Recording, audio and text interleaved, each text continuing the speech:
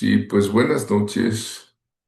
El Señor Dios Todopoderoso nos entregó el libro denominado la Biblia, nos entregó las Escrituras. Nosotros usamos pues una Biblia de 66 libros que todos interpretan unos con otros porque la Biblia interpreta la Biblia, ¿no? Usamos la versión Reina Valera, que es la versión en español. Estoy oyendo un eco, no sé por qué, pero bueno. Lo vimos ayer. Si quieren apagar sus micrófonos, por favor. Creo que son.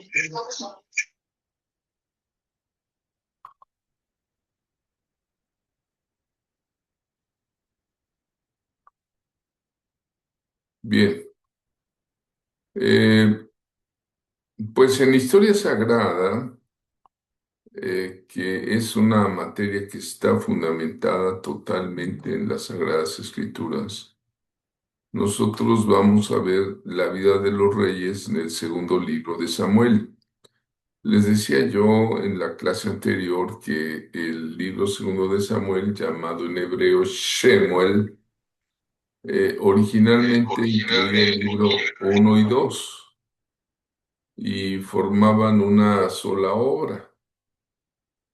Eh, y fue más o menos en el siglo X antes de Cristo que fue editado este libro. Posiblemente hubo registros proféticos de hombres como Gad, como Natán, ¿verdad? Y el propósito es narrar el reinado de las monarquías. La primera fue la de Saúl, Shaul, y luego la de David. La Biblia nos da mucha información sobre el ministerio de David, porque en David está la consolidación del reino del Mesías. El Mesías desciende de la línea de David. Hay un pacto davídico. Dios es un Dios de pactos. Los que estudian los pactos de Dios, ayer hablábamos del pacto de Natán y David, que es un pacto entre hombres, pero también hay pactos entre Dios y el hombre, y hay pactos mixtos entre hombres y Dios. Pero en este pacto davídico encontramos que es parte de los 8 pactos que Dios hace con la humanidad. Eh, el pacto con David es que de su descendencia vendría el santo Mesías, el santo de los santos, el redentor de este mundo, para consolidar su reino, ¿no?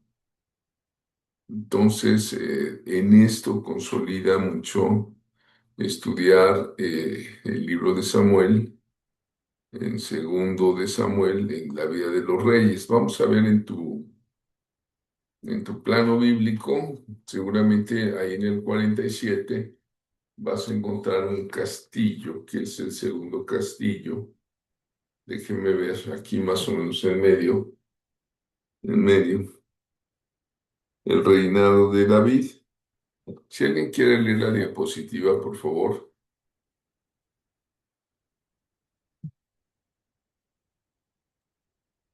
Buenas noches a todos. Dice 2 Samuel 5:7. Pero David se apoderó de la fortaleza de Sión, que es la ciudad de David. Bueno, David es el segundo rey de Israel, es elegido por Dios por ser un hombre valiente, un hombre dispuesto totalmente y obediente a él, tanto que se dice un hombre conforme al corazón de Dios. Y este pasaje muestra cómo Dios puede entregar fortalezas aparentemente inexpugnables, o sea,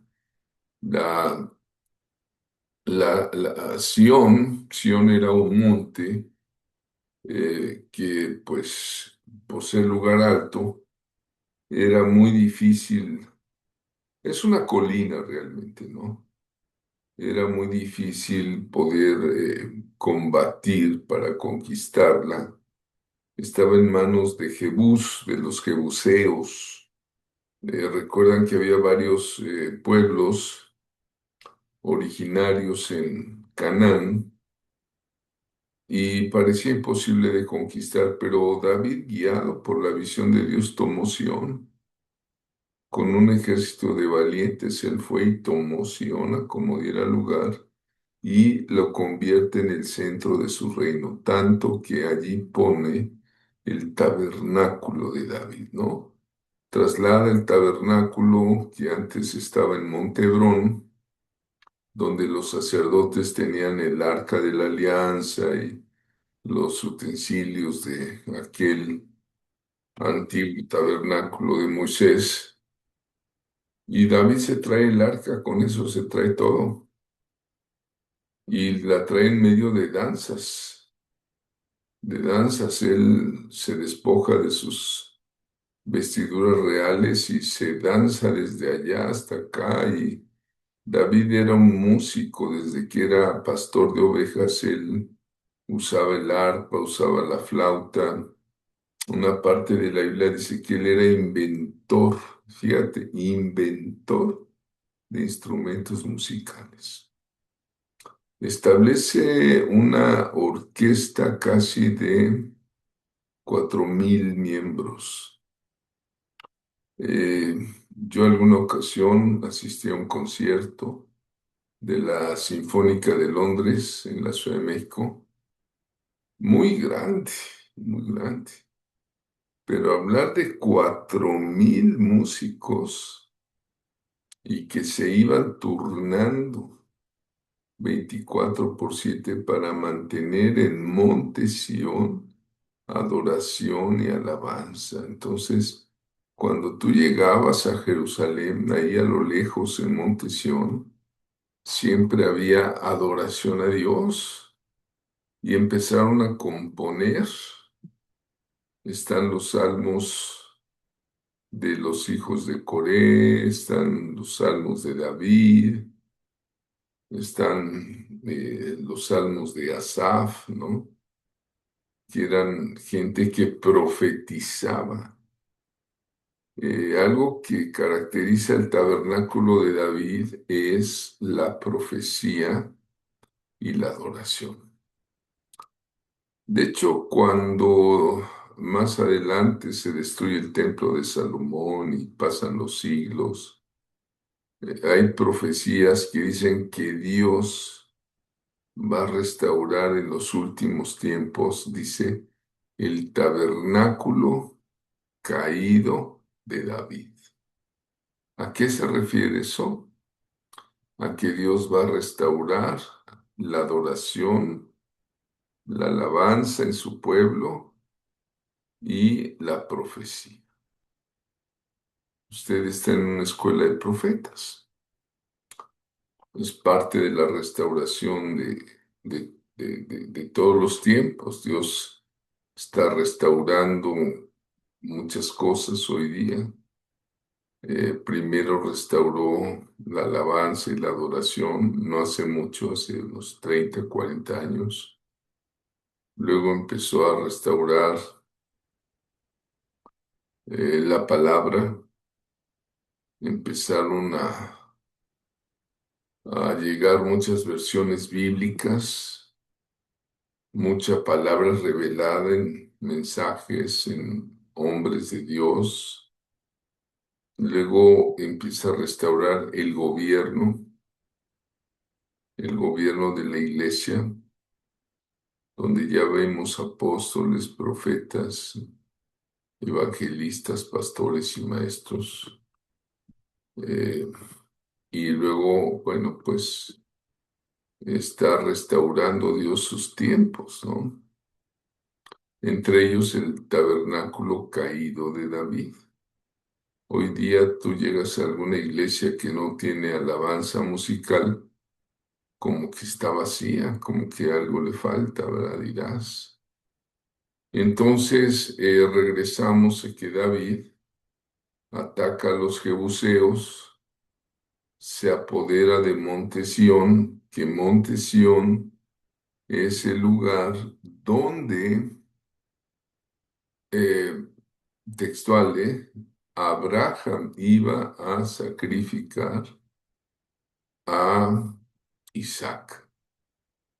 Qué bueno que algunos están tomando nota de la historia sagrada porque de esta manera pueden ir hilando, ¿verdad? Toda la historia sagrada de las Sagradas Escrituras en lo más posible, ¿no?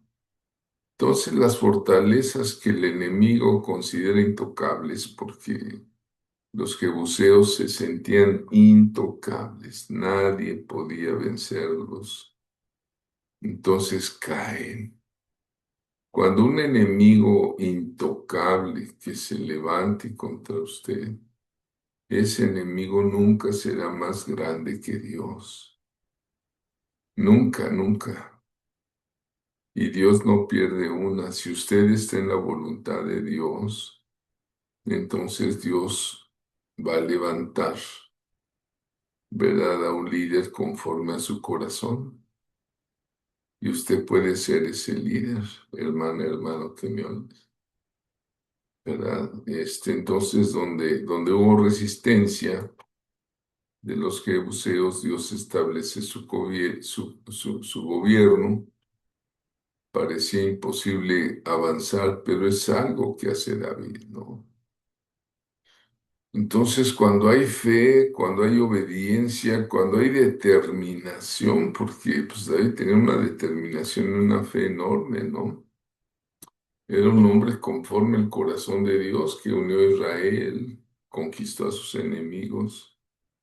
Él no perdía batallas, ¿no? Y las perdía estando al frente, digo, las ganaba, perdón, las ganaba estando al frente, no era como ciertos generalitos que nada más dirigen desde lejos y no le entran al combate. David estableció un reino de justicia, de paz. Fue escogido desde el principio por Dios, el menor de los hijos de Isaí, pero Dios lo escogió para ser rey. ¿Verdad? Era un hombre de un corazón sensible, tan sensible que cuando él tocaba el arca delante del rey Saúl, que ya se había vuelto un paranoico, ¿verdad? Porque Dios le mandaba un espíritu maligno a Saúl debido a su desobediencia, a su prepotencia. Entonces el jovencito David iba con su arpa y le cantaba, ¿verdad? Y le cantaba las mañanitas, ¿verdad? Así que se despertaba Saúl con, con las mañanitas que cantaba el rey David, ¿verdad?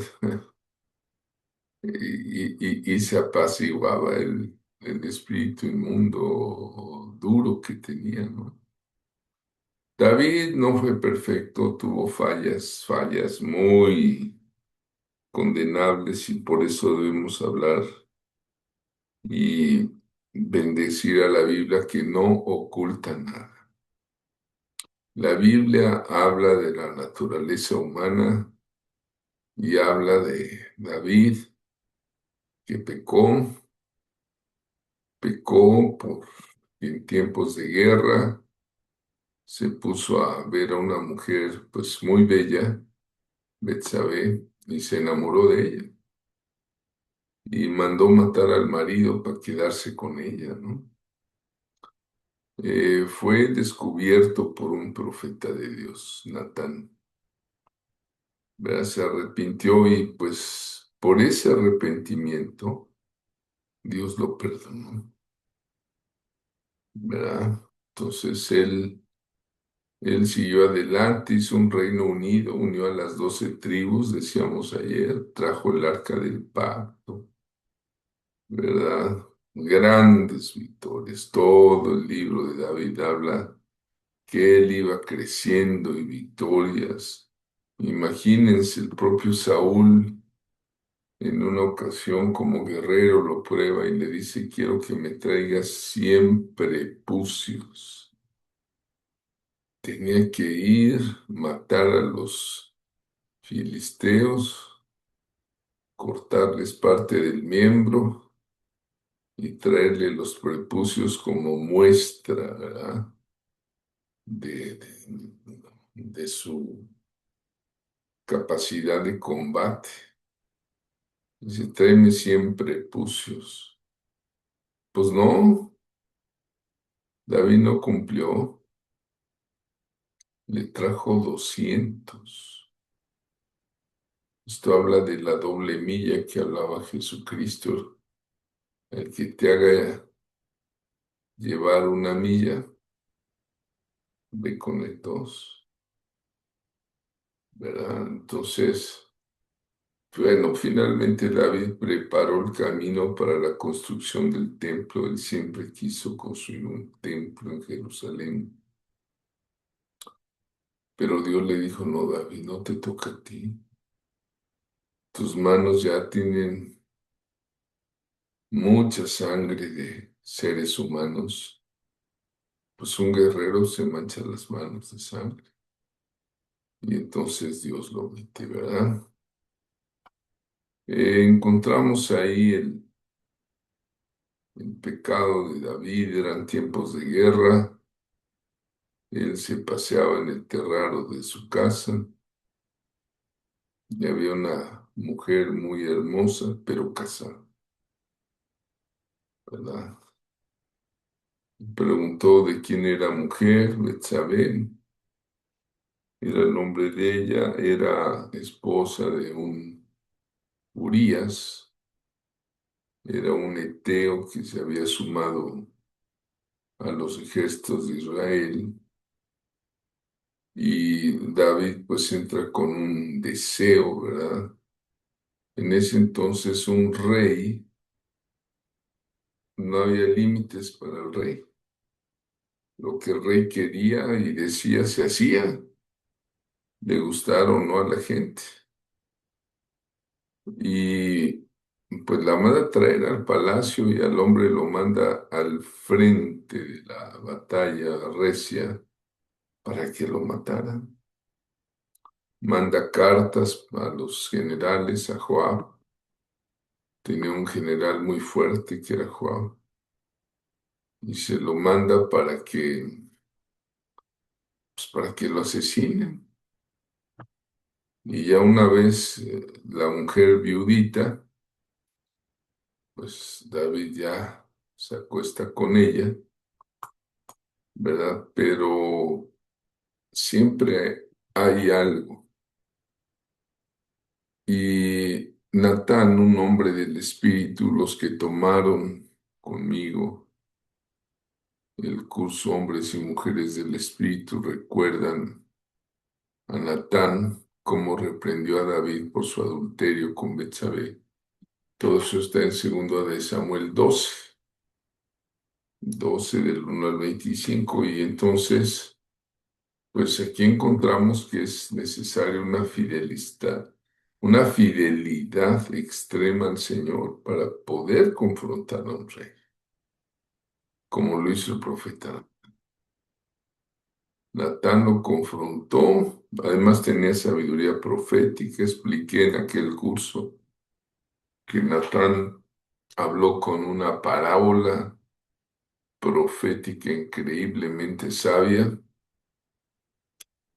para presentarle los argumentos a la máxima autoridad de Israel y la máxima autoridad, el rey David, se enojó porque un hombre había tomado una ovejita ajena, según la parábola del profeta que era muy sabio. No lo confrontó directamente, sino cuando quieras confrontar a alguien, puedes hablarle en sentido figurado, ¿no?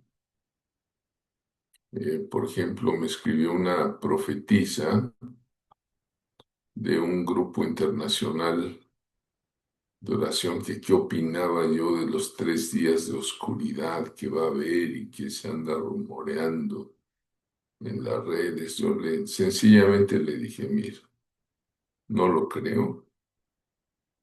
Para mí es vino nuevo echado en odres viejos. Y pues ahora sí que es todo lo que le escribí. Y pensé, bueno, pues el que lee, que entienda, ¿no? Como decía Jesús, el que lee, que entienda lo que significa vino nuevo en odres viejos, ¿no? Bueno, el caso es de Natán, que hablaba también en parábolas y causó el enojo de David, y David mismo dijo, vive Jehová, que el que tal hizo es digno de muerte. El que se comió a la ovejita es digno de muerte y debe pagar la cordera con cuatro tantos, porque no tuvo misericordia, dice, ¿no? El rey. Y Natán le dijo, tú, tú, tú eres ese hombre. Tremendo, tremendo David. David es un hombre muy especial en las escrituras. Todos nosotros hemos visto algo de David. Siempre hemos visto que el Salmo 23 nos ha consolado. Cuando hemos pecado, pues lee el Salmo 51 a profundidad. Dios te va a hablar. El Salmo 27, Jehová es mi luz y mi salvación. Jehová es la fortaleza de mi vida, ¿de quién temeré? Eh, el Salmo 18, qué bonito. Te amo, oh Jehová. ¿Cómo empieza? Te amo, oh Jehová. El Salmo 103, bendice alma mía a Jehová y no olvides ninguno de sus beneficios. Entonces, cada salmo escrito por David, pues es contundente, hermanos. Es contundente, ¿verdad? Gracias a Dios por David. Vamos a ver otro rey que aparece en el segundo libro de Reyes y se trata del hijo de David y de Betsabe. Busca en tu plano bíblico número 48 y vas a encontrar un castillo, ¿verdad? Más grande que el de Saúl, más grande que el de David. Es un castillo que tiene una cúpula muy grande ahí en el brazo fuerte de Jehová en el Antiguo Testamento. Figura 48. Aquí lo tengo, 48. Bueno, vamos a hablar del reino de Salomón. ¿Alguien quiere leer la diapositiva, por favor?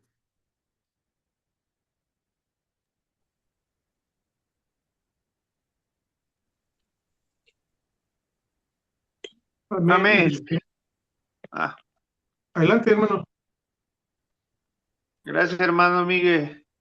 Dice, primer libro de Reyes 4:1, reinó pues el rey Salomón sobre todo Israel.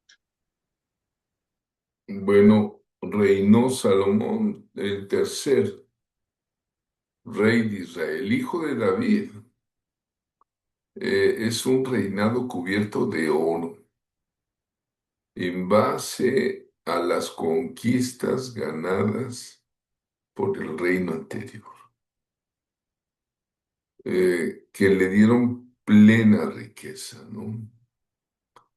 Le dieron estabilidad fuerte al pueblo hebreo En el reinado de Salomón se establece la voluntad divina. La autorización de David, su padre, fue la culminación, el esplendor de Israel, ¿no?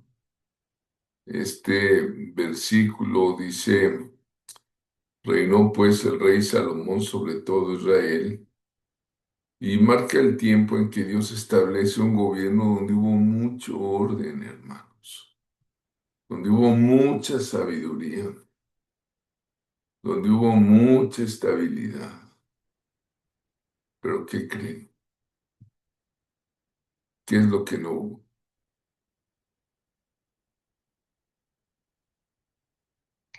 Yo lo veo desde este punto de vista.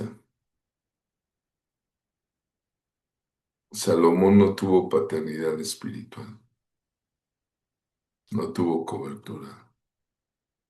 Si tú ves de los profetas, en Salomón no hay profetas, como Gad, como Natán, no hay profetas. ¿Por qué? Pues porque no eran necesarios profetas. Salomón era lo suficientemente sabio para dirigir al pueblo. Entonces, Salomón representa esa etapa hecha David de un reino bajo un liderazgo reconocido por todos los pueblos de alrededor. Pastoralmente, este pasaje nos recuerda que cuando Dios establece un líder conforme a su propósito, también va a traer estructura, tremendo, ¿verdad? Paz, va a traer prosperidad a toda la nación. Y el Señor levanta no solo hombres para gobernar, hermanos, sino también para bendecir a su pueblo. Yo siempre lo he dicho y se los vuelvo a repetir, que lo más valioso que pueda tener una nación, sea México, sea Estados Unidos, sea Colombia, sea Brasil, ¿qué creen que es? En nuestro México, ¿qué es lo más valioso que tiene México? Lo más valioso que pueda tener nuestra nación. Algunos quizá me están diciendo, no, pues sus recursos naturales, ¿no? Tiene playas, allá en Michoacán tiene zonas aguacateras, allá en San Luis Potosí, bueno, no, tiene minas, tiene muchos recursos, dirán. Pues no, hermanos, no es lo más valioso. Lo más valioso que tiene México es la gente sabia que tenga. Lo más valioso que puede tener una nación, sea Japón, sea China, es sus sabios.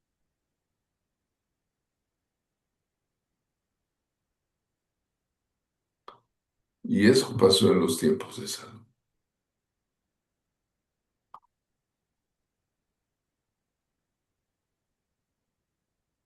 El reinado de Salomón es impresionante. Representa unos de los momentos de mayor esplendor de Israel, por no decir el mayor momento de esplendor, pero también es una advertencia espiritual. Cuando estudiamos historia sagrada, en la historia de Salomón aparece lo sagrado, pero también aparece lo profano. Una advertencia, su historia de Salomón muestra tres etapas. La primera es la sabiduría que recibió de Dios. La segunda etapa, la gloria dedicada a Dios, pues construyó un templo único para el Señor. Y la tercera etapa, un corazón que finalmente se apartó de Dios. Ese es el reinado de, si podemos definir, el reinado de Salomón. El hijo de David recibió de Dios sabiduría para gobernar Israel. Su reinado fue de paz. De hecho, Shalomo, ese es el nombre, Shalomo, de Shalom, de paz, esplendor, construyó el templo. Este fortaleció la administración, el comercio, ¿no? La cultura del reino, ¿no? Entonces, para empezar, construyó el templo, ¿no? El templo de Israel, lo dedicó ahí en Jerusalén, un centro de adoración verdadera, tomó todos los elementos posibles del tabernáculo de Moisés. Salomón disfrutó de prosperidad, disfrutó de paz. Tuvo mujeres, tuvo concubinas, tuvo jardines, tuvo obras de ingeniería, riquezas al por mayor, tuvo flotas de barcos mercantes, impulsó el comercio, le traían cosas de varias partes del mundo. Tuvo una gran sabiduría. ¿Cómo sería la sabiduría de Salomón? Que venían a oírle de lejos. O sea, estar con ese hombre era entender preguntas difíciles. La reina de Saba vino, dice textual, dice, vino a hacerle preguntas difíciles. ¿Y cómo regresó la reina de Saba? Muchos dicen que hasta regresó preñada a Etiopía. No, eso dicen, las tradiciones. Pero lo cierto es que Salomón dejó un legado duradero, ¿no? Hasta que se desvió su corazón. Sí, entonces dice la escritura que se le aparece Dios 2 veces. Y cuando se le aparece Dios, le dice, eh, Padre, dale a tu siervo un corazón entendido. ¿Cuántos tienen un corazón entendido de aquí del grupo? Dice, dale un corazón entendido para juzgar a tu pueblo, para discernir entre el bien y el mal. Dice, porque ¿quién podrá gobernar a este pueblo tan grande? Y eso le agradó a Dios, ¿no? Le dice, bueno, pues conforme a tus palabras, recibe el corazón sabio, entendido, porque no habrá otro como tú, ni después de ti se le va a levantar nadie como tú.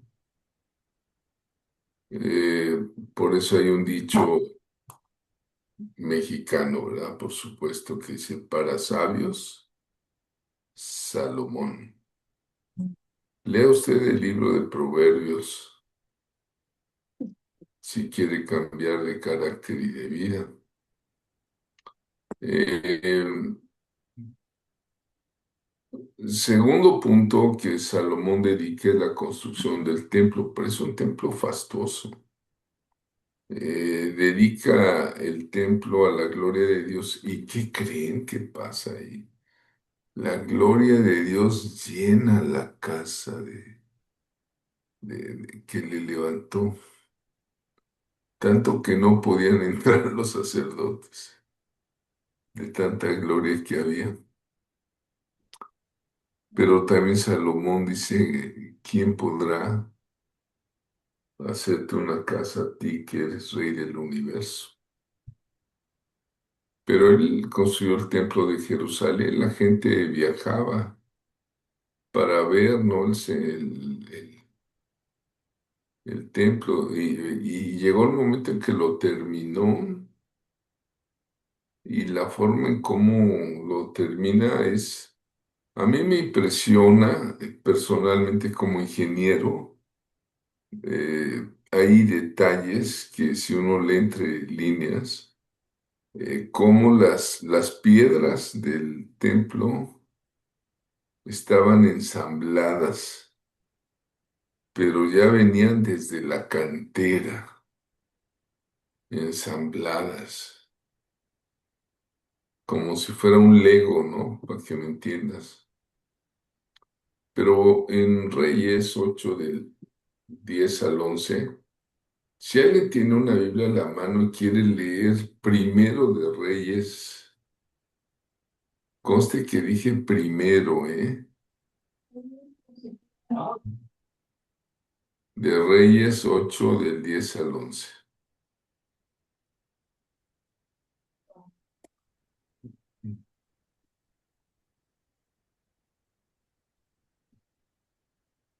Yo, pastor, dice, y cuando los sacerdotes salieron del santuario, la nube llenó la casa de Jehová, y los sacerdotes no pudieron permanecer para ministrar por causa de la nube, porque la gloria de Jehová había llenado la casa de Jehová. Amén. Vean ustedes, aquí la gloria Shekinah está ahí.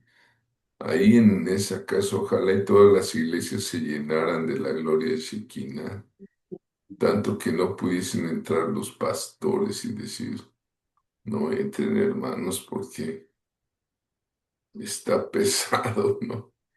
Está impresionante lo que está pasando adentro.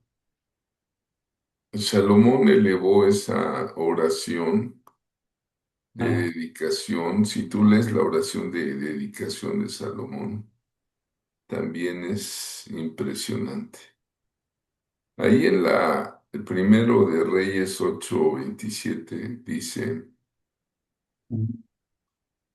pero es verdad que Dios morará sobre la tierra. O sea, ya le construyó su templo y todo, ¿no? Sí, pero es verdad que Dios morará sobre la tierra. He aquí que los cielos de los cielos no te pueden contener, cuanto menos esta casa que yo he edificado. Reconoce Salomón la grandeza de Dios. Vamos a la tercera fase de la vida de este rey y siempre hay algo que aprender, sea bueno, sea difícil. Eh,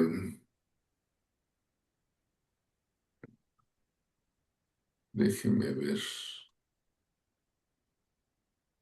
Bueno, ahí está. Cuando el corazón de Salomón se desvía, aquí encontramos un peligro, hermanos. Un peligro que puede suceder a cualquier líder espiritual. Empezar bien y terminar mal.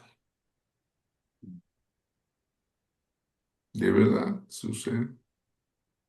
Este tercer acontecimiento es profundamente solemne, ¿no? El hombre había recibido una extraordinaria sabiduría, pero él permitió que esa sabiduría se fuera desplazando la fidelidad a Dios hacer un ladito a Dios. ¿Sabías tú que para ser rey de Israel había una norma, no está claramente en las escrituras, pero está en la Tanakh, que para ser rey de Israel, el rey de Israel tenía que escribir de puño y letra toda la ley, toda la Torah. Tenía que tomar su bolígrafo, su libreta y escribir toda la Torah, toda. Entonces, ¿cómo no iba a saber cuál era la voluntad de Dios? Pero ahí, por ejemplo, decía que un rey israelita, no sé, bueno, ningún israelita se podía casar con una mujer pagana, pero pues Salomón fue tomando mujeres fuera de Israel para hacer convenios con las naciones. Y esas mujeres extranjeras inclinaron su corazón hacia otros dioses. Esas mujeres pues no sé si lo sedujeron o qué le daban a cambio y le decían, hazme un templito para mi dios Rimón, hazme un templito para mi dios Osiris, hazme un templito para mi Virgencita de Guadalupe y hazme otro templito para Santa Muerte y hazme otro templito para San Judas Tadeo. Y el Salomón, pues no, con tal de tener ahí a sus mujeres contentas, estas mujeres pues nefastas a Israel, ¿no? Que traían sus dioses, inclinaron su corazón. Vean ustedes Primera de Reyes 11:4, ¿alguien lo quiere leer allí? Voy a dar unos versículos. A ver, José Luis Perales, ¿quieres leer Primera de Reyes 11:4? Delfina Mendoza, por favor, hermana, búsqueme Primera de Reyes 11:9. 11:9. Miguel, por favor, si quieres leer Primera de Reyes 11:11. ¿Ya lo tienen? Bueno, Amén. vamos a leer Primero de Reyes 11:4. Amén. Y cuando Salomón era ya viejo, sus mujeres inclinaron su corazón tras dioses ajenos, y su corazón no era perfecto con Jehová su Dios, como el corazón de su padre David. Amén. Vean ustedes cómo la escritura va resumiendo la gravedad de su caída. A ver, hermana Delphi, por favor, Primero de Reyes 11:9. Amén. Y se enojó Jehová contra Salomón, porque cuando su corazón se había apartado de Jehová, Dios de Israel, que se le había aparecido 2 veces. Entonces Solo vean como consecuencia Dios anunció la futura división del reino. Eso lo vamos a ver grupo más adelante. Sí, porque se enojó Jehová. ¿Quién se enojó? Jehová contra Salomón. Mm. Y vamos a leer con nuestro hermano Miguel, Primera de Reyes 11:11. Amén. Dice, y dijo Jehová a Salomón, por cuanto ha habido esto en ti, y no has guardado mi pacto y mis estatutos que yo te mandé, romperé de ti el reino y lo entregaré a tu siervo. Vean ustedes, como no guardaste el pacto, vean la importancia de los pactos. ¿Se acuerdan del pacto de Jonathan y David? Cuando tú haces un pacto ante Dios, un pacto sea entre hombres o entre Dios y el hombre, dice, no guardaste mi pacto, romperé de ti el reino y lo voy a entregar, ¿no? Entonces, aquí es una paradoja, ¿no? De un rey que poseyó sabiduría para gobernar una nación, pero descuidó la vigilancia de su propio corazón. ¿Y qué le pasó?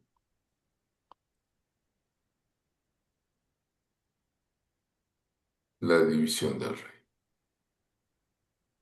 Esta noche hasta ahí llegamos, hermanos, y hemos leído algo de los libros de Samuel.